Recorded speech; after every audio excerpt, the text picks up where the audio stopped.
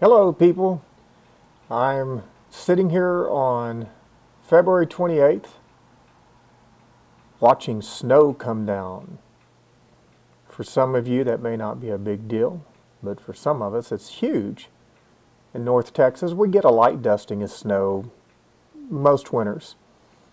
Today, as I look out the window, it's really coming down. We're at least at 1 inch now and it's not slowing down. I'm working on a time-lapse video I will attempt to get fixed up real nicely and throw in here. If you're watching it now, then it worked. Well, it is an important day today. I'm recording this on February 28th, but I'm going to release this on March 1st. So if you're watching this on March 1st or thereafter, I first want to tell you something. Going through cancer of any kind, or facing, heart attack or what have you, anything that's life-threatening, you learn to value and appreciate your relationships the most. Your friends, your family, those that you love. And there's somebody I love as a brother, and we met at the age of 13. He has stood by me through thick and thin through the years. Remains to be the closest lifelong friend I've had.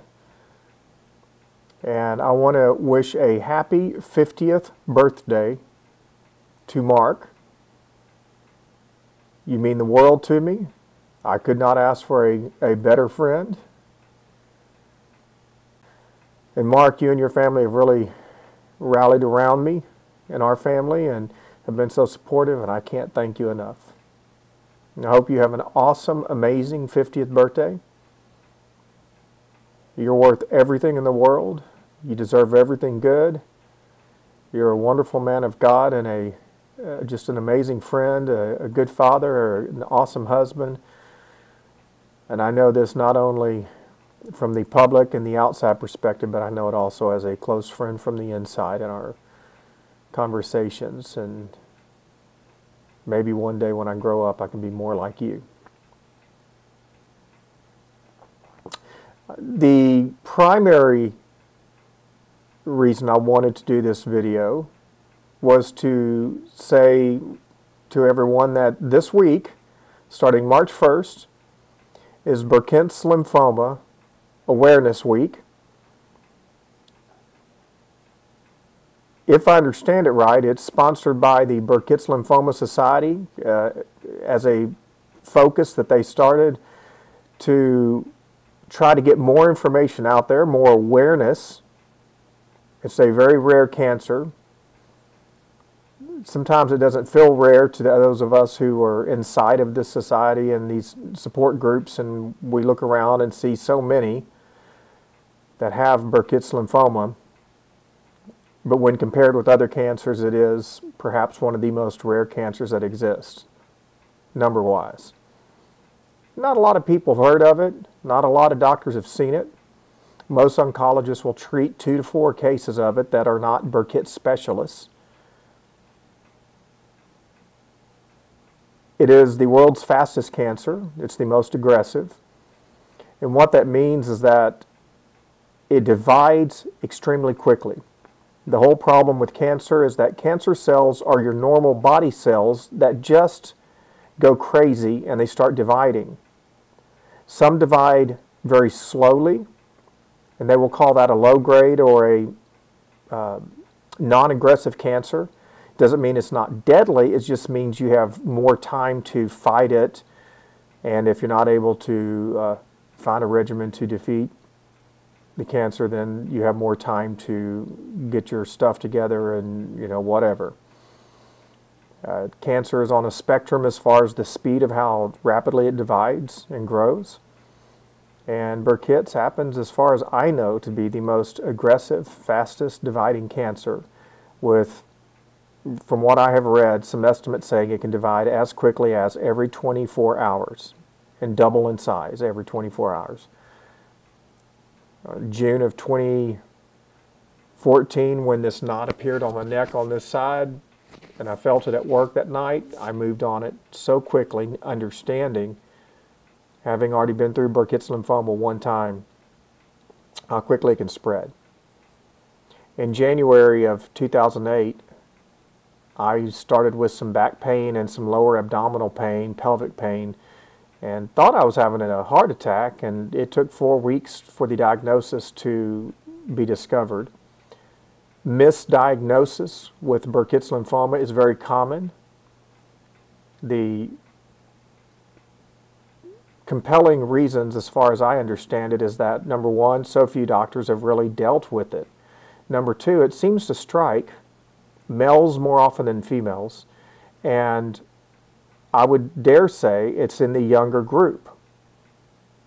So younger males, I'm not going to give exact ages because I don't have real hard details, hard facts, but younger males are generally affected, and you end up with this perfectly healthy younger fella who suddenly gets sick, and the symptoms are vague. You're just having pain, and it looks like an infection, and that's what most people think. And for most doctors, 9.9 times out of 10, that's all they're going to see is something with those symptoms present as an infection. They give antibiotics and treat it, and it gets better, and that's what happens to most healthy young males. And in this case, when it's Burkitt's lymphoma, due to the speed of it, it's just devastating once they realize that it's not working with antibiotics, and then doctors go through, you wouldn't believe all the misdiagnoses. Well, you just need to go to therapy, and you're going to get this worked out through physical therapy. That was one I read recently, and I was just shocked that somebody thinks you're going to have swollen lymph nodes and pain, and you just go to physical therapy, and that's going to work out. No. At any rate, I could go down the list of tragic stories and the misdiagnoses, and that's one of our driving hearts behind the Burkitt's Lymphoma Awareness Week, is to get more information out there, to try to raise awareness, to get people to understand that when you have swollen lymph nodes and pain, yes, it's probably infection most of the time. But if you take antibiotics and you don't get better really quick, then it needs to be biopsied and checked out. No reason to take a chance. It's not worth it when it's your loved one or you that goes down. In the 4 weeks in January 2008, I lost 30 plus pounds, got to where I had trouble standing, was sweating nonstop, pale as a ghost, in tremendous pain. And by the time they figured it out, I was put in the hospital on Valentine's Day of 2008 and started an 8-month battle, mostly in the hospital, at home in between some, real aggressive chemotherapy, and it was a fight. And then from 2008 on, I thought once cancer was over that it's over, but it's not. That's not the case, more often than not, especially with Burkitt's lymphoma. Sometimes the cancer and the chemo together are so ravaging that it has really bad side effects. And myself, along with, I would probably venture to say, more of the people in the support groups that I have seen related to Burkitt's lymphoma than not deal with after effects. Low immune systems, bone pain, various illnesses, neuropathy. There's a lot of stuff that goes on. Just fighting off infections due to the low immune system. I don't really care to try to list every possible symptom, but you get the idea. It's pretty rough. And I've had my ups and downs the last 6 years. By the grace of God and good medicine and lots of love and support, I've been able to make it. June of 2014, I discovered the knot in my neck and once again started down a journey with Burkitt's lymphoma. It has been a rough battle. This time I underwent 2 different chemotherapy protocols, and then in November underwent a stem cell transplant. And it's not easy.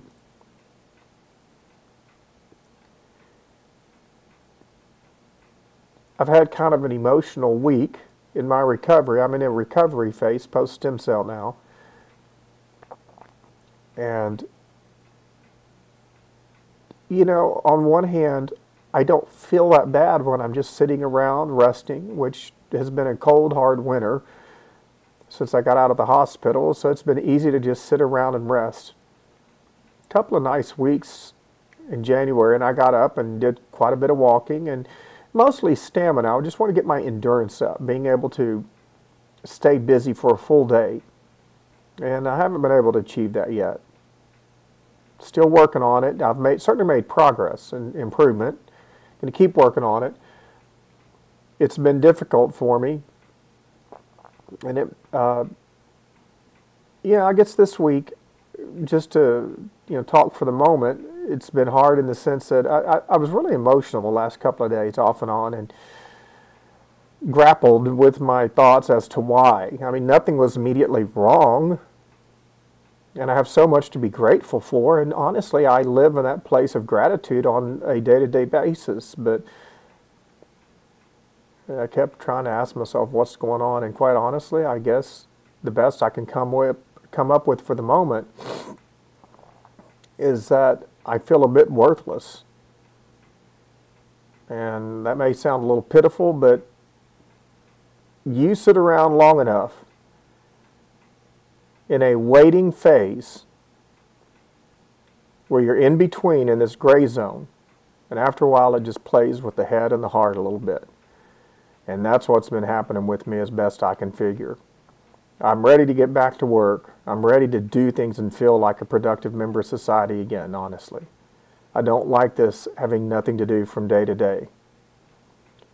It was novel and kind of fun for a while, but I'm pretty sick of it. I debated this week about maybe putting on a tough face and just telling my doctors I'm ready to get back to work. I did that in 2008. I returned to work pretty quick.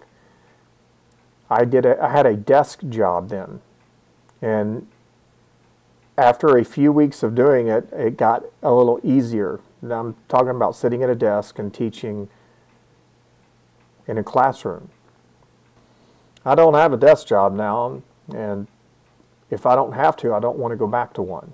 I like what I do working with the babies in a neonatal ICU.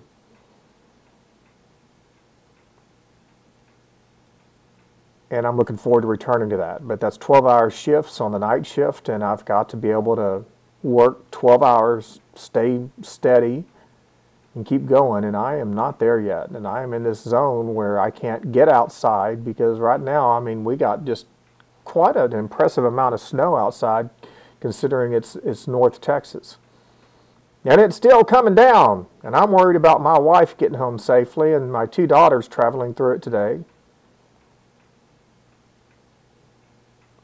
But all of this is out of my control, and I think that's the key to where I'm going with this point about feeling emotional. Is just so much is out of my control.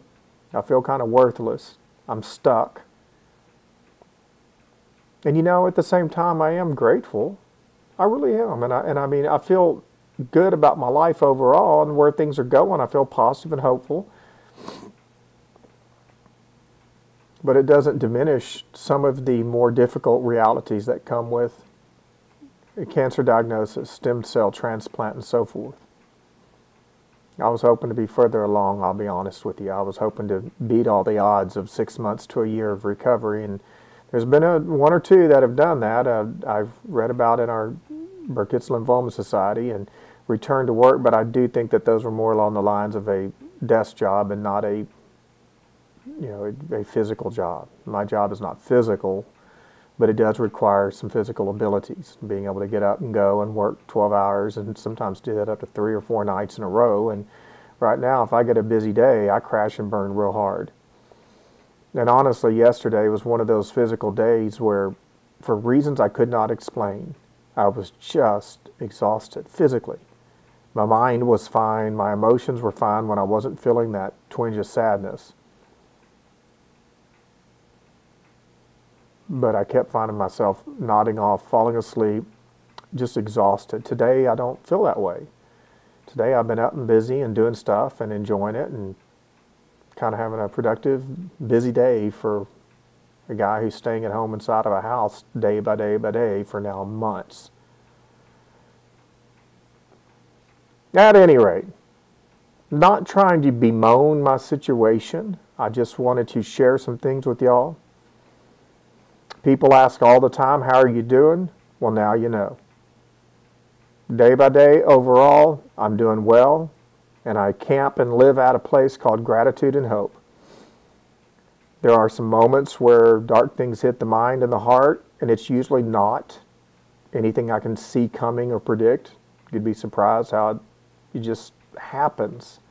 The human soul is so wonderfully complex and fearfully made. It's just an amazing aspect of who we are. And when my soul rises up at moments and has some grief to let out or emotion, I just have to kind of go with it. And I've learned to just let it go. Feeling a little more hopeful today. I think making videos like this are beneficial. I want you to remember one thing. Food is good. All right, we got some blood work done this morning, and I wanted to introduce y'all to Polito's restaurant. We discovered this place back in 2008, the first time I had cancer. My mom and stepdad stayed across the road at a hotel just on the other side, and they decided this is a pretty good place to eat, and they said their Supreme nachos were the best. And I have to say, their Supreme nachos are the best. And here it is, 2015, and their Supreme nachos are still the best. So Janice and I have a habit of when we get downtown Fort Worth to stop in and we share a plate of Supreme nachos. Makes for a cheap date, and it's a yummy date.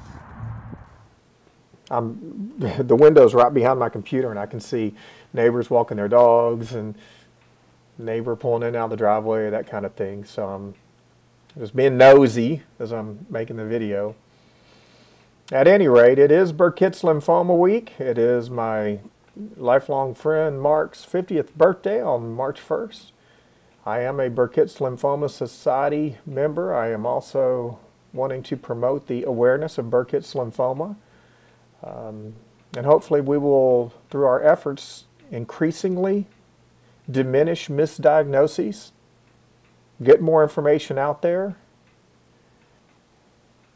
Please get the word out about Burkitt's lymphoma.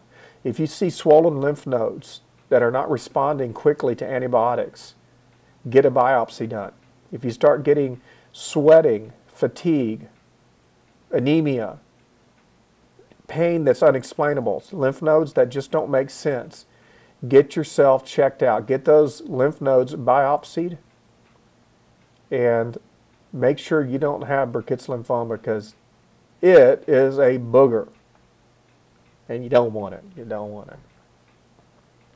I appreciate y'all putting up with me and listening to this rambling video.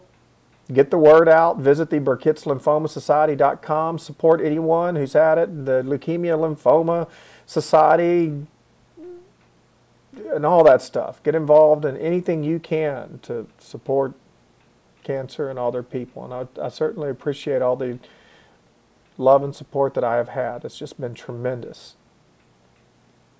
Thank you all for your support and your love, and get the word out. Burkitt's Lymphoma Awareness Week.